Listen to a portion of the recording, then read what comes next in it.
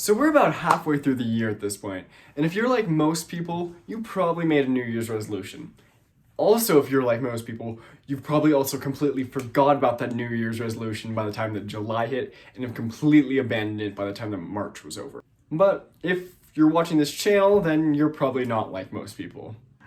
What's up guys, it's Mateo Hall here, and I want to talk to you guys a little bit about what my New Year's resolutions were and how I'm still going to be keeping them going. Now, I didn't really have New Year's resolutions per se, but I more so had New Year's goals, trying to get different things done. I didn't necessarily want to change anything about my life, but I wanted to have some goals by the end of the year. So let's get right into this. I want to talk a little bit about my financial goals for this year. The first one being starting up this year YouTube channel. I was thinking that if I were to post every single week, which hasn't really happened, that I would be able to get 1,000 subscribers by the end of the year. That was my goal.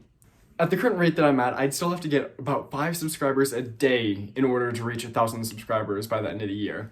Right now, I'm lucky if I'm getting 2 to 3 a week, which means I'm gonna have to be kicking into overdrive. So starting this week, I'm bringing out at least one video every single week.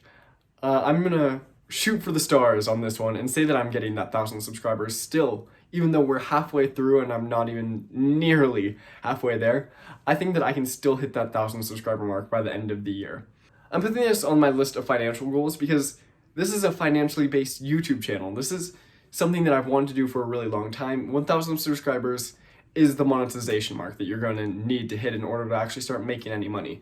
Now, of course, making money isn't the main goal for this channel. I've wanted to make YouTube videos since I was a little kid. I would always make these little gaming channels when I was in middle school with all of my friends, and it was so cringy. Those videos have since been either deleted or privatized on my channel, so don't try looking for those.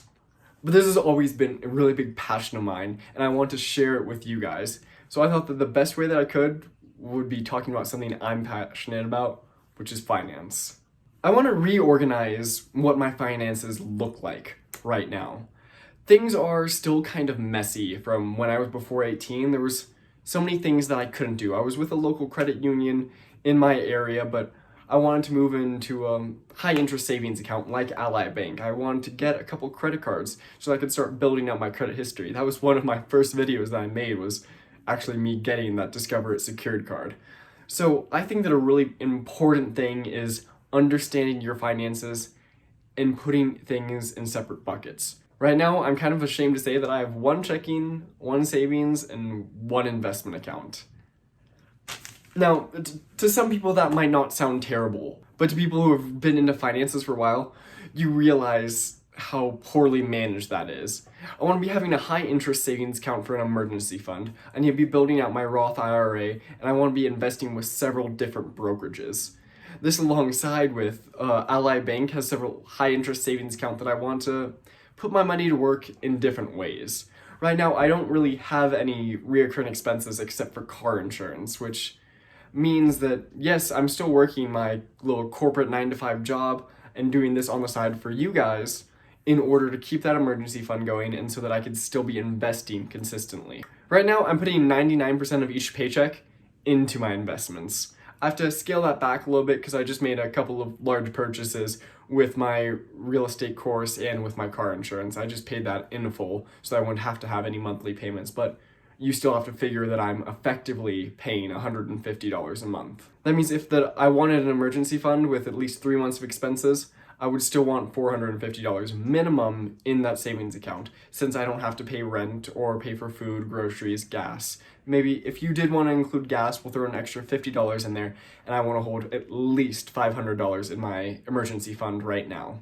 I'll be completely transparent with you guys. Right now, I'm making about $780 per paycheck, and I'm investing 700 of that into the S&P 500 every other week. That means I'm not spending pretty much any money on myself right now.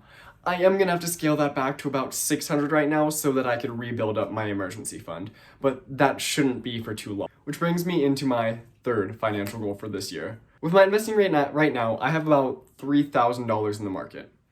And my third goal of this year is to have $12,000 in the market. So I want to quadruple the amount of money that I have in stocks before the year ends. Now, this is really ambitious, I think, but you have to think that I'm only investing $700 a month right now. Hopefully, once I get my real estate license, I'll be able to invest even more money into there.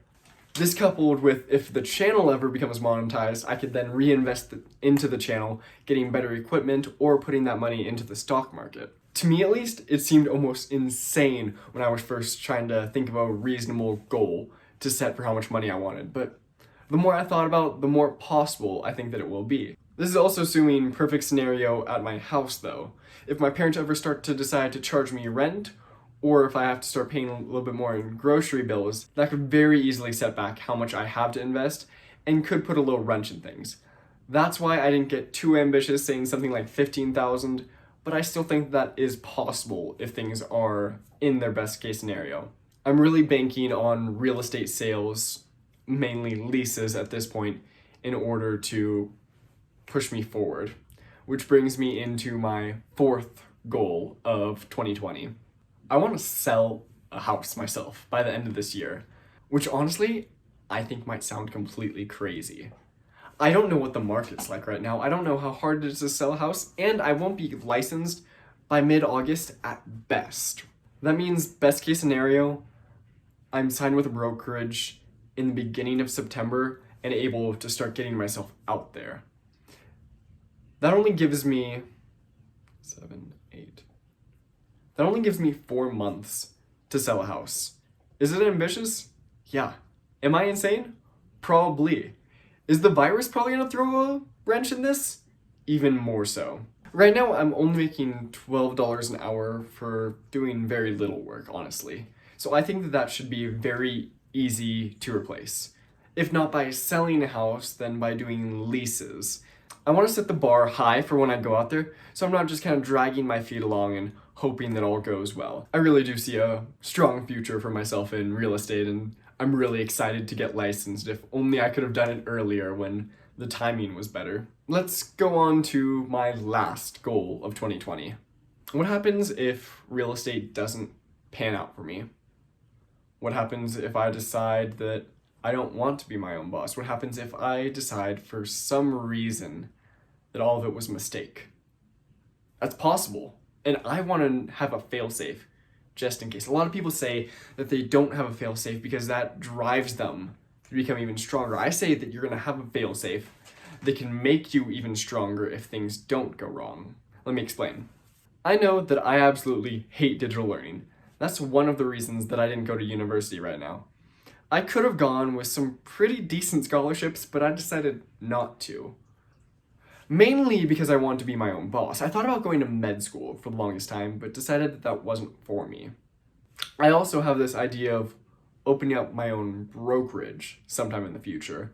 Now, that might be a terrible idea, and I've heard a couple of people say that that's a big ambition of a lot of first-time realtors. After being in the business for a while, they realize how much of a hassle owning a brokerage is, but if I could turn that brokerage into semi-passive income with several other co-founders and people overseeing it with me, then that might just be a good idea. If I could do that, then I could be doubling down on YouTube for you guys. Is it worth it though? I don't know.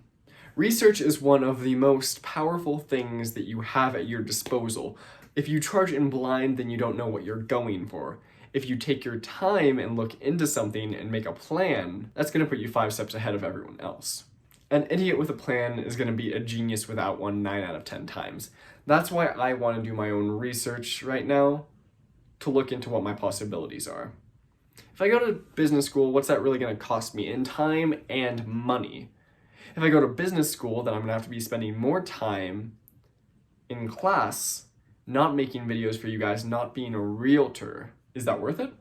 I don't know. How much is it going to cost? I've looked into several different online schools, but again, I hate digital learning, so that probably won't be it for me. Anyways, those were some of my financial goals for this year, and I want to remind you guys that you probably made a New Year's resolution when this year started, and I want to hear it from you down in the comments. Were you able to keep it, or were you part of the percentage of people who just kind of gave up on that in the first couple of months in the new year? And unfortunately, that's what a lot of people do. But it doesn't have to be you. it's not too late to hop back on your New Year's resolution. Everyone always wants to make these big changes in their life at the new year, but honestly, there's nothing special about it. We just hit the halfway point not that long ago, so call it your mid-year resolution. Hop back on your New Year's resolution. Tell me in the comments what you guys want to see, and tell me about your New Year's resolution. I'll see you guys in the next video where we can continue our financial journey together.